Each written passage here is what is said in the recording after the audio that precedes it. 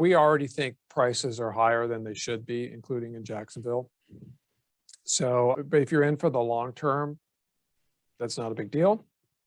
If you're going to be forced to sell in 2 or 3 years, you're taking a lot of risk. So it's a different story for long-term investors than it is for somebody buying a house in Jacksonville with the intent to move back to Atlanta in 3 years. Those people are taking a lot of risk, in my view. Well, let's address that, because I think that's the topic du jour, right? That's what gets the most headlines. And as we talk to some potential investors here internally at JWB, and we ask them why they're not interested in rental properties at this moment, and they say, well, you know what, I'm going to wait for the market to come down.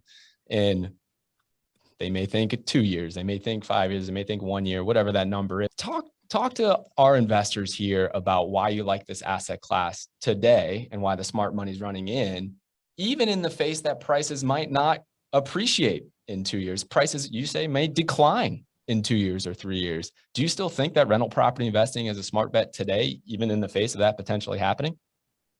Well, when I have those conversations with people, I ask them, well, then what do you think is a better investment? And I never get an answer. I'm like, okay, well, you can put it. I mean, if you really think things are going to crash, then you're super conservative and it's sitting in the bank earning zero. Mm-hmm. So, and at some point you'll be right. Home prices are going to decline. But, investing is about risk, reward, and diversifying and all those sorts of things. And I mean, I wouldn't put 100% of my net worth in anything, including this, but I wouldn't be buying junk bonds at a 4% yield. I mean, growth stocks right now, 60% of them are losing money. You're going to buy at NASDAQ stocks where companies are trading at 20 times their revenue. I mean, I just don't know where else you're going to go. And that's why I think this is a safe bet for the long term. The other thing that is going on in the industry, and I don't know if you've started to play in this yet, is newly built rental homes.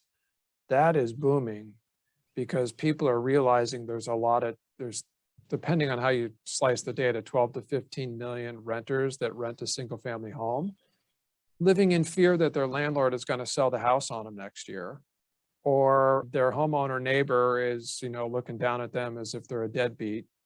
And these guys are building communities where it's just like a garden apartment complex. Your landlord's not going to, kick you out, and you're in with a bunch of people who are in the same situation as you.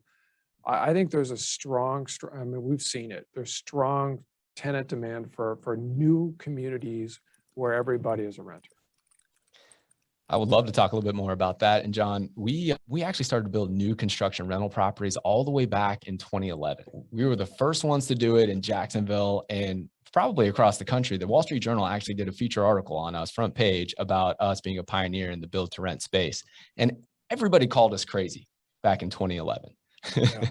They just didn't understand it. And for us, we looked at it and we said, well, geez, we have this ability because labor and materials were so inexpensive because nobody was building back in 2011, that we had the ability to buy an asset and be into it. Our cost basis was going to be roughly about the same as what it would cost to renovate an existing home. And we said, well, this has to make sense. It's so much better for the resident, the long-term owner, for everybody to do this. So we actually have gone very, very strong into new construction.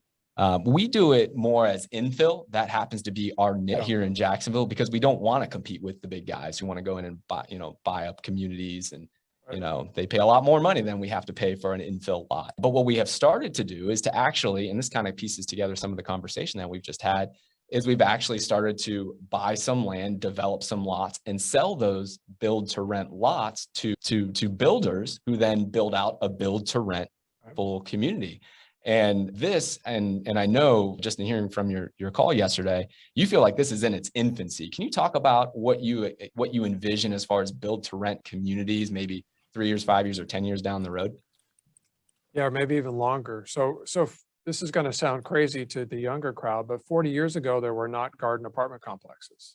I mean, everything was little buildings with 5 to 7 units in it, owned by somebody local. And then somebody realized that, hey, we can build bigger complexes with amenities that people are going to want, charge a nicer rent. A segment of people will do that.